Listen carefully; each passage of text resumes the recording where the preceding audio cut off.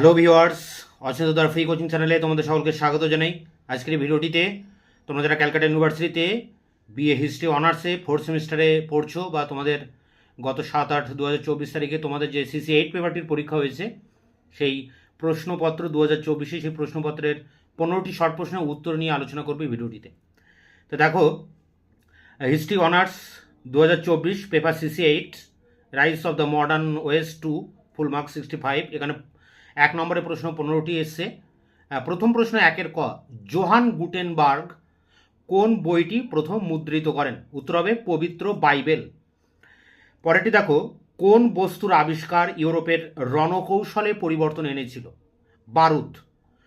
পরেরটি দেখো, ভূমধ্যসাগরীয় অর্থনীতির পতনের পর কোন ইউরোপীয় দেশ অর্থনৈতিকভাবে দুর্বল হয়ে যায়?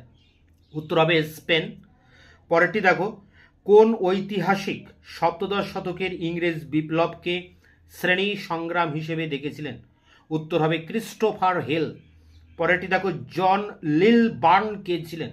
উত্তর হবে লেভেলার নেতা।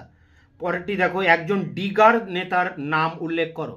উত্তর হবে উইন স্টানলি, বা লিখতে পারো জেরার্ড উইন স্টানলি।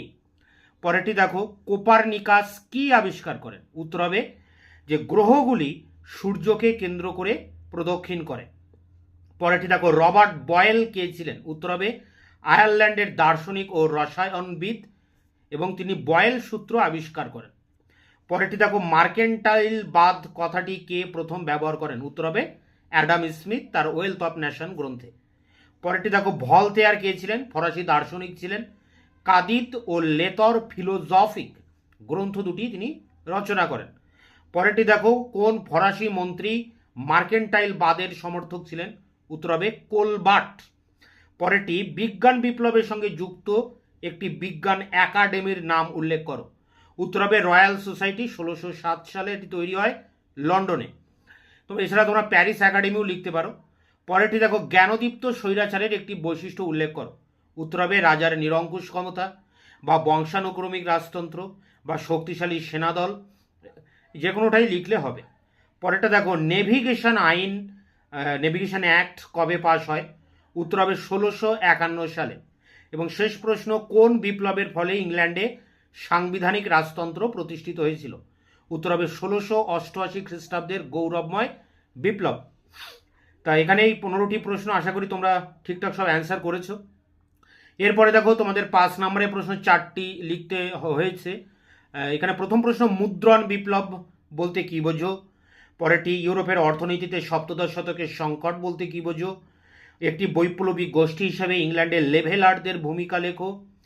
পরেরটি, সপ্তদশ শতকের ইংরেজ বিপ্লবকে বুর্জুয়া বিপ্লব হিসেবে চিহ্নিত করা যুক্তিযুক্ত কিনা? তো এই সমস্ত প্রশ্নের উত্তর তোমরা আমার যে সাজেশন তোমাদেরকে দিয়েছিলাম সেই সাজেশন অনুযায়ী কিন্তু সমস্ত প্রশ্ন তোমরা কমন পেয়েছো, এবং এর প্রতিটা প্রশ্নের উত্তরও আমি তোমাদের কিন্তু প্রোভাইড করেছিলাম। জন লকের উপরে একটি সংক্ষিপ্ত টিকা লেখো। এখানে জন লকের যে উদারনৈতিক সরকারের রূপরেখা দিয়েছেন সেটা লিখলেও হবে। মার্কেন্টাইলবাদী অর্থনীতির উপর টিকা লেখো। হবসের লেভিয়াথানের মূল প্রতিপাদ্য, এই প্রশ্নটা, এবং জ্ঞানদীপ্ত স্বৈরাচারী শাসক হিসাবে ফ্রেডারিকের মূল্যায়ন করো। এই দুটি প্রশ্ন তোমাদের আনকমন এসছে অনেকের, কিন্তু বাকি এই 6টি প্রশ্ন কিন্তু তোমাদের সব হুবহু কমন এসছে। পরেরটি দেখো, এখানে 10 নম্বরের প্রশ্ন যে কোনো 3টি লিখতে হবে। 6টি প্রশ্ন এসছে। আধুনিক সামরিক কৌশল সামরিক বিপ্লবের দ্বারা কতটি প্রভাবিত হয়েছিল? অর্থাৎ এখানে সামরিক বিপ্লব বলে যে প্রশ্নটি আছে তারই উত্তর লিখতে হবে। সপ্তদশ শতকে ইংল্যান্ডের গৃহযুদ্ধের চরিত্র বা প্রকৃতি যে প্রশ্ন সেটি এখানে লিখতে হবে। ইউরোপের বিজ্ঞান বিপ্লবের অগ্রগতির ক্ষেত্রে বিজ্ঞান একাডেমিগুলির ভূমিকা, মানে বৈজ্ঞানিক সংস্থা একাডেমি, তার অ্যান্সার এখানে লিখতে হবে। 1688 সালের গৌরবময় বিপ্লবের তাৎপর্য ব্যাখ্যা করো। অর্থাৎ 1688 গৌরবময় বিপ্লবের অল ওভার পুরোটাই এর অ্যান্সারটা এখানে লিখতে হবে। ইংল্যান্ডে কেন প্রথম শিল্প বিপ্লব হয়েছিল? এই প্রশ্ন তোমরা কমন পেয়েছো। সপ্তদশ অষ্টদশ শতকে ইউরোপের বিভিন্ন দেশে কিভাবে নিরঙ্কুশ রাজতন্ত্র গড়ে উঠেছিল?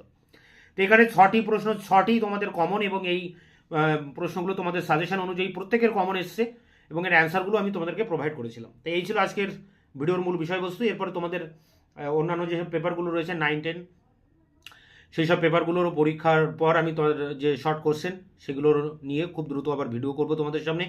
ততক্ষণে তোমরা চ্যানেলকে সাবস্ক্রাইব করে রেখো, বন্ধুদের কাছে শেয়ার করো, নিজেদের মতামত জানিও কমেন্ট সেকশনে, এবং ভিডিওটি ভালো লাগলে অবশ্যই একটা লাইক